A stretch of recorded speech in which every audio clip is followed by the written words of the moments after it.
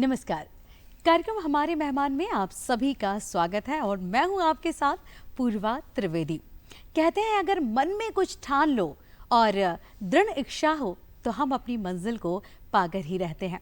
आज हम आपको एक ऐसे मेहमान से मिलवाने जा रहे हैं, आपका परिचय करवाने जा रहे हैं जिन्होंने अपनी ज़िंदगी में बहुत सारे मुकाम हासिल किए हैं। आज उनका नाम सभी के लिए प्रेरणा स्रोत के रूप में जाना जाता है। जी हाँ, आज हमारे स्टूडियो में यहाँ मौजूद है वरिष्ठ रंगकर्मी एवं निर्देशक श्री अनूप जोशी जी, जिन्हें बंटी भैया के नाम से भी जाना जाता है। बहुत बहुत स्वागत है अनूप जी आपका हमारे कार्यक्रम हमारे मेहमान में। सबसे पहले तो दर्शकों आपको बताना चाहूँगी कि 2022 और 2023 का मिनिस्ट्री ऑफ कल्चर का अकादमी पुरस्कार आपको अभी हाल ही में प्राप्त हुआ है, उसके लिए बहुत बहुत बधाई। अनूप जी एक बार पुनः आपको सबसे पहले क्या कहूँ मैं आपको, क्या परिचय मैं दर्शकों को दूँ। आप एक्टर भी हैं, आप निर्देशक भी हैं, आप थिएटर से भी जुड़े हैं, आप वर्सेटाइल एक कैरेक्टर हैं हमारे लिए, जो बहुत कुछ है, अपने आप में एक पारंगत जो व्यक्तित्व जिसको कहा जा सकता है। तो अनूप जी सबसे पहले इस यात्रा के बारे में आपकी हम जानना चाहेंगे। इसकी मेरी यात्रा मतलब मेरे जन्म से शुरू होती है जी। वो ऐसे कि पता नहीं, जब मैं पैदा हुआ उसके बाद थोड़ा बहुत बड़ा हुआ जिसे कहना चाहिए, लेकिन मैं घर में जब खेलता भी था तो कुछ डब्बों से खेलता था। ऐसे मेरे माताजी और मेरी बहनें बताती हैं जो बड़ी हैं मेरे से, कि मैं डब्बों से खेलता था और उनको मैं अपनी उंगलियों से बजाता रहता था कुछ। और थोड़ा सा बड़ा हुआ, फिर एक आध बार आपको मालूम है उस समय दुर्गा जी गणेश उत्सव जो होते थे उसमें कुछ कुछ कार्यक्रम होते थे, तो मेरे माताजी के साथ मैं एक ऑर्केस्ट्रा देखने गया था। तो वहाँ पे जो ऑर्केस्ट्रा में एक सज्जन थे, वो बोंगो करके एक इंस्ट्रूमेंट होता है जो पैरों में फंसा के बजाया जाता है, छोटा सा, वो बजा रहा था। तो मेरी माँ से मैंने कहा कि मेरे को वो बजाना है, और मैं जिद्दी बहुत था तो मैं जिद करने लगा। अच्छा। तो मेरी माताजी ने मुझे बहलाया कि अभी रुको, प्रोग्राम होने दो, उसके खत्म होने के बाद मैं तुम्हें उनके पास ले जाऊंगी। वो प्रोग्राम मैं देखता रहा चुपचाप, और जैसे ही खत्म हुआ माताजी ने कहा घर चलो। मैंने कहा नहीं, मुझे वो उनके पास ले चलो। मैं जिद पकड़ लिया, वो लेके गई मुझे। उनसे उन्होंने रिक्वेस्ट करी कि ये बच्चा जिद पकड़ लिया, इसको थोड़ा सा हाथ में दीजिएगा, बजा के दिखेगा जो भी है। जी। तो वो ऐसे नीचे बैठ के उन्होंने वो पकड़ लिया, तो मैंने बजाना शुरू किया। तो उन्होंने मेरी माताजी से कहा कि इनको आता है, ये छोटा सा है लेकिन इसको आता है। अच्छा। और इसको आप सिखाइएगा, इसको ला के दीजिएगा इंस्ट्रूमेंट करके। वो एक तरीके से मेरा पहला मतलब एक तरह से कहना चाहिए कि मिलना हुआ स्टेज से और स्टेज में। तब आपकी क्या उम्र थी? होगा मुझे कुछ 4 साल का, 4 साल के करीब लगभग होगा, बहुत छोटा था जी। तो 3-4 साल के आसपास का वक्त है। उसके बाद मैं अपने स्कूलों में जो कल्चरल प्रोग्राम होते हैं उसमें बहुत एक्टिव रहा। मेरे यहाँ जो मोहल्ले में जो लेडी संगीत या रामायण या भजन कीर्तन होता था, तो उसमें मैं जाके वो ढोलक के पास बैठ जाता था। जो भी महिला बजाती थी, एक पंजाबी महिला थी, तो वो चम्मच बजाने का उस पर रिवाज होता है, तो मैं वो चम्मच बजाता था। और वो चम्मच बजाते बजाते मैं बराबर उसको देखता रहता था, और जब भी मौका मिलता था, बीच में कोई उनका ब्रेक होता था, तो मैं ढोलक पे अपने हाथ चलाता रहता था।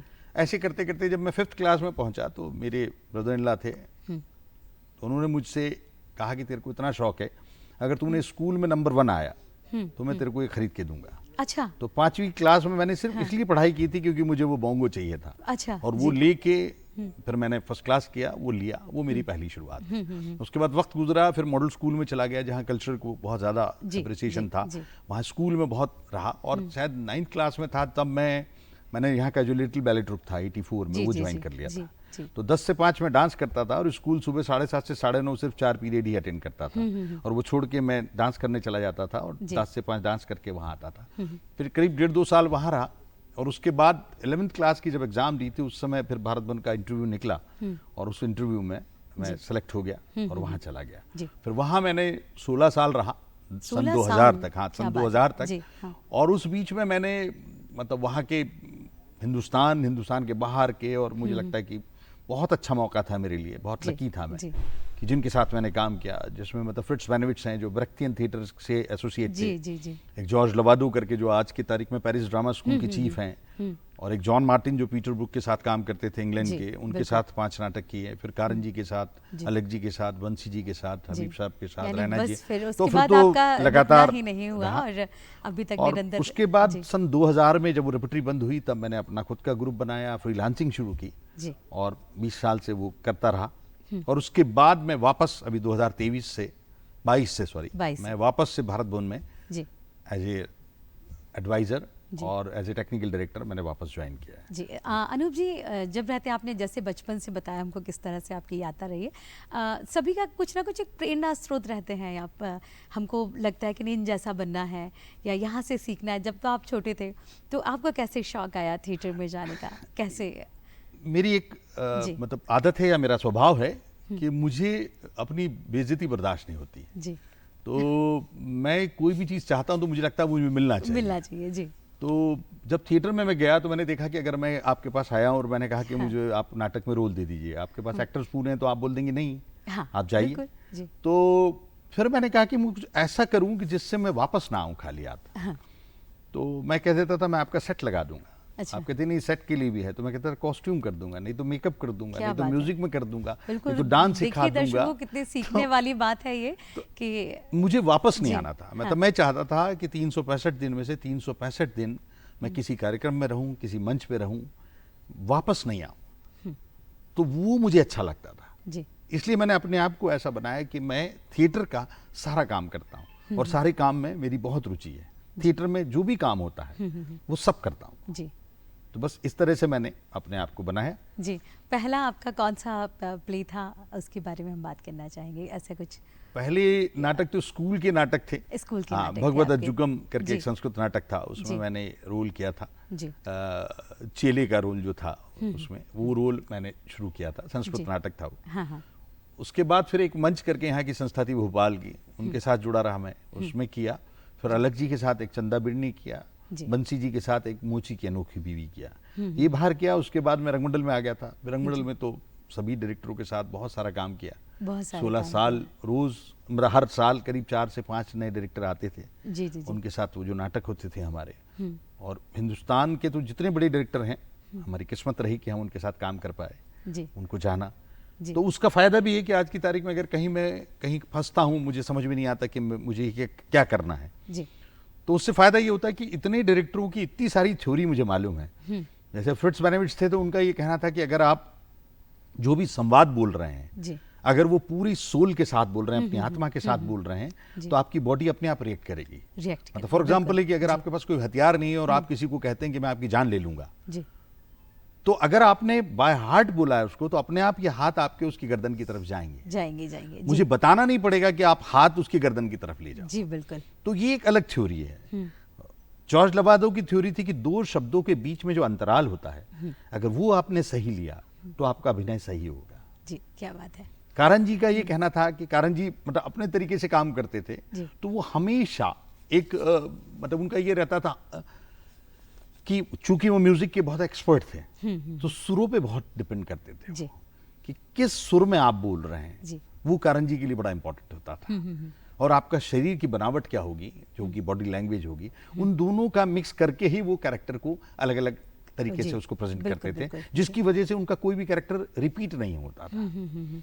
और उनका एक मतलब एक वाक्य है कि जब हम भारंगम का पहला भारंगम हुआ था दिल्ली में, हम एक शो कर रहे थे मालविका अग्निमित्रम, जिसमें मैं वो एक ढोलक बजाता था और उसमें सारे कलाकारों की एंट्री एग्जिट होती थी उस ढोलक की ताल पे, ताक देना दिन ताक देना दिन, दिन ताक दिन ताक दिन ताक धा करके।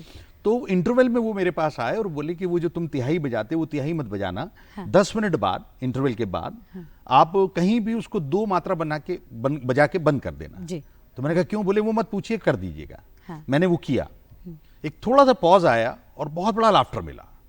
बाद में मुझे मालूम चला कि वो जब ऑडियंस में पीछे बैठे थे तो वो लोगों की गर्दन देख रहे थे, लोग तिहाई के ऊपर सम के ऊपर ऐसे करते थे, धा करते थे। तो उन्होंने मेरे से कहा कि तुम 2 बजाना, और उस नाटक में जो विदूषक का रोल कर रहे थे उनसे उन्होंने कहा था कि तुम उनको ठेंगा दिखा देना।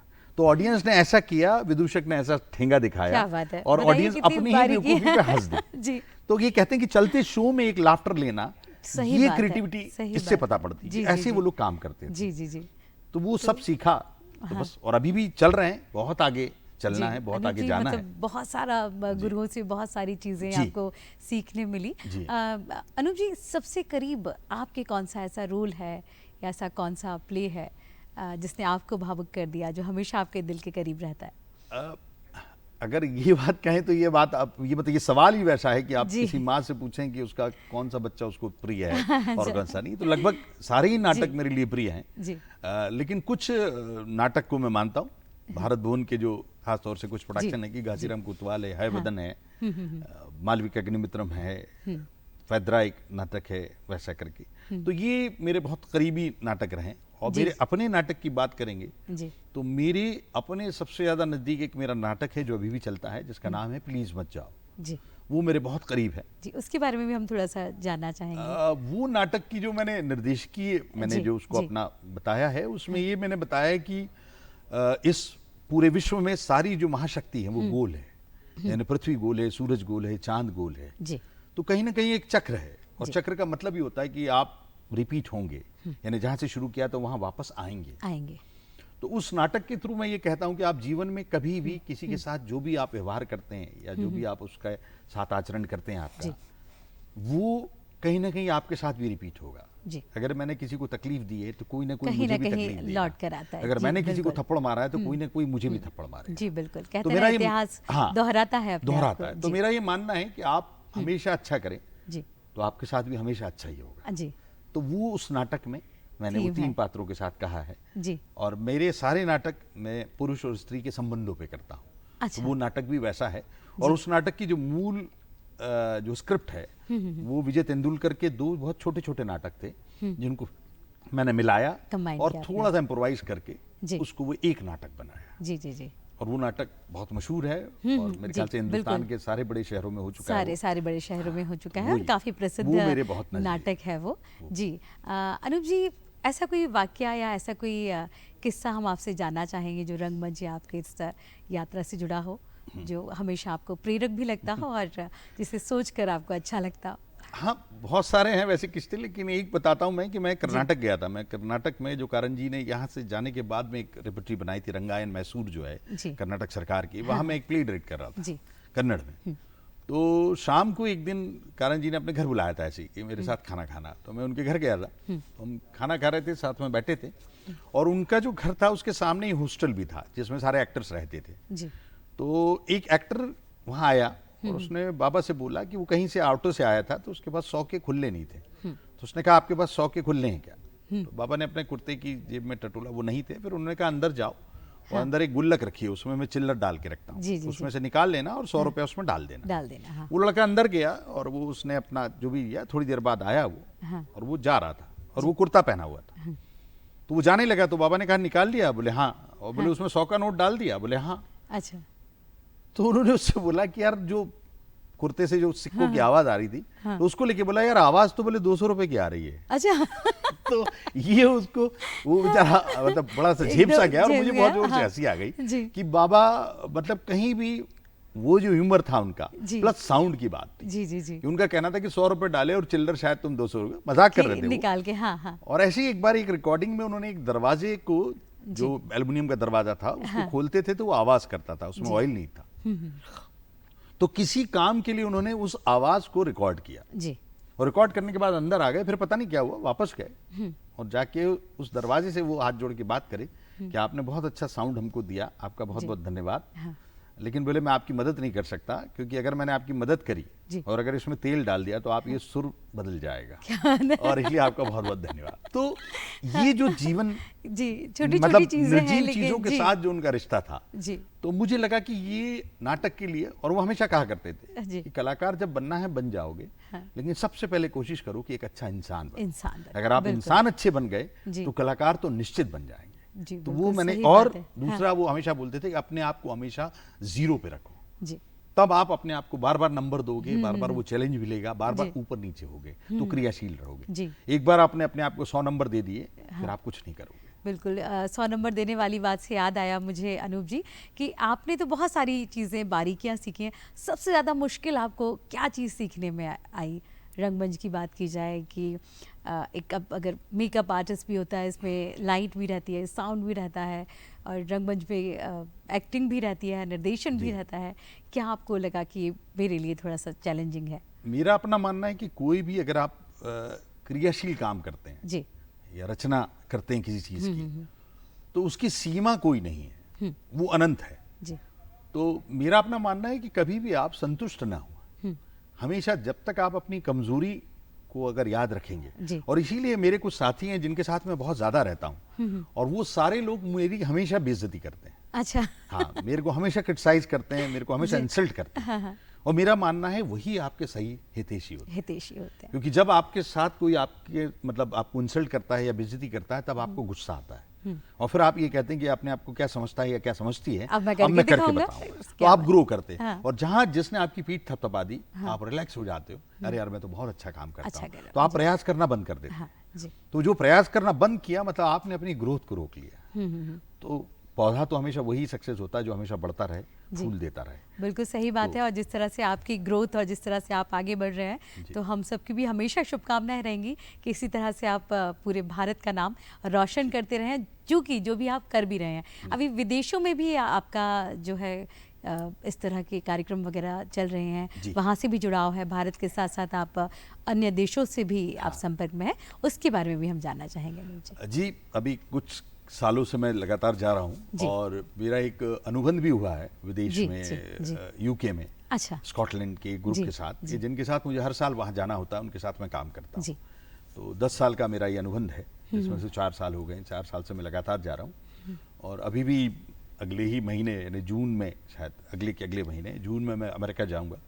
वहाँ हमारे शोज़ हैं, और फिर जुलाई और अगस्त के महीने में मैं वापस से स्कॉटलैंड जाऊँगा और स्पेन भी जाऊँगा, जहाँ मेरी ये कला यात्राएं हैं। अलग अलग लोगों के साथ काम करता हूँ मैं, और अभी भी निरंतर चल और रही एक है। जो ग्रुप है, दिल्ली का ग्रुप है, मैत्री पहाड़ी जी करके हैं, बहुत बड़ी कोरियोग्राफर हैं, तो उनके साथ मैं लगातार काम करता हूँ, और उनके प्रोडक्शंस में लाइटिंग करता हूँ। लाइटिंग करते हैं, क्या बात है। मेरा काम है, और कोशिश है कि लगातार मैं बाहर भी काम करता रहूं, क्योंकि बहुत कुछ सीखने को भी मिलता है, और अपने आप को वहाँ बताने का भी मौका मिलता है कि जी बिल्कुल, और हम भारत का प्रतिनिधित्व करते हैं, तो एक अपने आप में एक गर्व भी महसूस होता है। जो फ्रिंज फेस्टिवल की मैं बात कर रहा था, तो वो फेस्टिवल पूरी दुनिया का सबसे बड़ा फेस्टिवल होता है, जिसके लिए लोग पूरी दुनिया से इकट्ठे होते हैं, और उस पूरे छोटे से शहर में आपको मतलब 1 मीटर भी जगह ऐसी नहीं मिलती जहाँ की कोई परफॉर्मेंस या कोई आर्टिस्ट ना हो।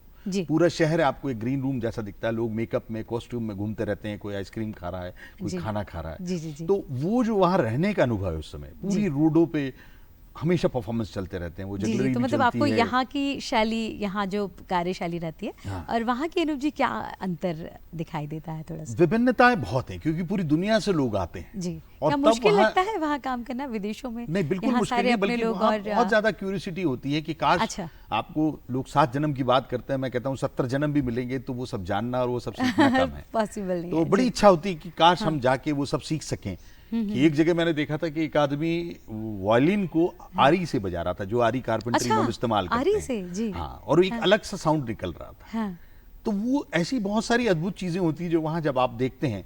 एक शो मैंने देखा था जो बबल शो था, जो हम बुलबुले बचपन में हम भी साबुन के पानी में लेके वो बुलबुले उड़ाते हैं, उसका पूरा एक शो बनाया एक आदमी ने कि वो बुलबुलों के ही साथ एक पूरा शो करता है। बहुत सारे छोटे छोटे इक्विपमेंट्स उसने बनाए जो कि इम्प्रोवाइज इक्विपमेंट है, कोई मशीन नहीं है। उसने अपने घरों से बनाया है, कि किसी पाइप से बनाए हैं, किसी धागे की गिट्टी से बनाए हैं, या कोई छोटे से स्ट्रॉ से बनाए हैं, और उनके साथ वो पूरा 1 घंटे का शो करता है जी।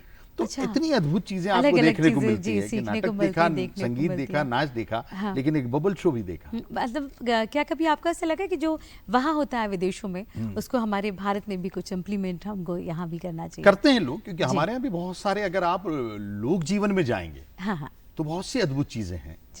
हम लोग एक्चुअली थोड़ा सा इग्नोर कर रखा है, लेकिन हमारा लोक जीवन तो बहुत समर्थ है, और बहुत समृद्ध है। यानी उन लोग के पास इतनी चीजें हैं कि अगर आप जब जाके देखते हैं उनके कपड़े पहनने का तरीका, उनके खाने पीने का तरीका, उनके घर बनाने के तरीके, उनके रीति रिवाज, उनका नाच, उनका गाना, उनके नाटक, सब अपने आप में बहुत बहुत बड़ी परंपरा को वो लोग जीते हैं। लेकिन हम लोग उतना कम्युनिकेट कर नहीं पाते उनके पास। कर नहीं पाते जी। तो अगर कायदे से देखा जाए तो मुझे लगता है कि एक जीवन क्या मतलब बहुत कम है, अगर हिंदुस्तान को भी आप अच्छे से जान लें। हाँ, तो बिल्कुल तो लगता है कि मतलब इतना बड़ा हिंदुस्तान है, मतलब वहाँ के करीब 25 देश उसके अंदर आ जाते हैं। तो 25 देशों की संस्कृति आप अपने हिंदुस्तान में ही अगर डिस्कवर करेंगे तो बहुत कुछ मिलेगा, बहुत कुछ जानने और सीखने को भी मिलेगा। अनूप जी, कोविड के दौर की अगर बात की जाए, कहते हैं कि एक रंगकर्मी की आत्मा रंगमंच पर बसती है, और उस समय कैसा दौर था कि जब मतलब रंगमंच भी नहीं, सब कुछ बंद हो गया था। उस समय क्या ऐसा नया आप कर रहे थे, या किस तरह के कार्य चल रहे थे जो ये वाली प्रोसेस चलती रही? कठिन तो था, और जी। पूरी दुनिया के लिए जैसे कठिन था तो हम लोग के लिए भी कठिन था, और हमारे लिए तो बहुत ज्यादा कठिन जी, था। जी। क्योंकि हम लोग हमेशा, और खासतौर से मैं अपनी बात करूं तो मैं रंगकर्म करता हूं जो कि ग्रुप हाँ, आर्ट है, हाँ। जो इंडिविजुअल आर्ट है ही नहीं। हमें जी। 15-20 लोग चाहिए ही चाहिए, चाहिए। चाहिए, और उस जी। समय मतलब परिवार में भी आपस में नहीं मिल पाते जी, थे। हाँ, हाँ। तो वहाँ नो डाउट बहुत डिप्रेसिंग था। जी। कुछ दिन सच में बहुत परेशानी हुई। हाँ, हाँ। बहुत कोशिश की अपने आप को मन बहलाने की। हुँ। लेकिन फिर हमारे कुछ दोस्तों ने एक जो जूम करके जो नई टेक्नोलॉजी जी, का जी, एक बहुत बड़ा बिल्कुल, फायदा ऑनलाइन हुआ ऑनलाइन इस कि तरह उसको से। लेके एक ग्रुपिंग शुरू करी थी। क्या बात है। और उसका ये नतीजा निकला कि हम आपस में अपने एक्सपीरियंस शेयर करते गए। बहुत सारे लोगों हाँ। के उसमें इंटरव्यू, जैसे आप मेरा ले रही जी, हैं जी, जी। वैसे लिए, तो मैंने हिंदुस्तान के बहुत सारे रंगकर्मियों के काम करने का तरीका, उनकी जी। कुछ नई चीजें, तो वो मन बहुत लग गया।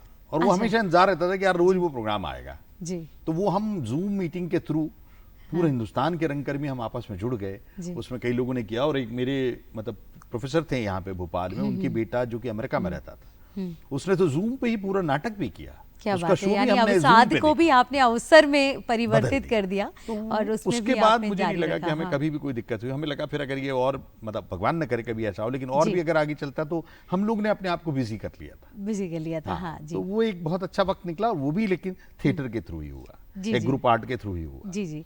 अनूप जी, आपने तो रंगमंच में भी काम किया है, टीवी टेलीविज़न इंडस्ट्री में भी, बड़े छोटे पर्दे पे भी आपने काम किया है।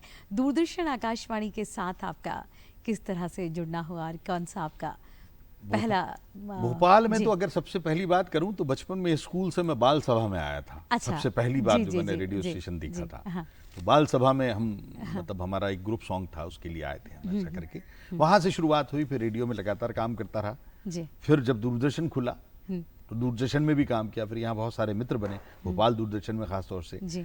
तो पहला उस तरह से बड़ा कैमरा फेस करने का जो मौका मुझे मिला वो तो भोपाल दूरदर्शन ने ही दिया। अच्छा। यहीं की बहुत सारे उस समय के ड्रामों में, टेलीफिल्म्स में मैंने यानी काम बचपन किया। से ही आपका जी। यहाँ से सलमा जी जुड़ना ने एक हुआ था। सीरियल बनाया था यहाँ पे, जी, सलमा हाँ। सुल्तान ने, उनके साथ काम किया। जी, जी, जी। और एक बात और भी बताना चाहूंगा आपको कि जब मेरा रेपर्टरी बंद हुई थी, हाँ। तब मुझे ये था कि सबने कहा कि आप बॉम्बे चले जाइए, क्योंकि यहाँ पे कुछ रास्ता था नहीं। जी।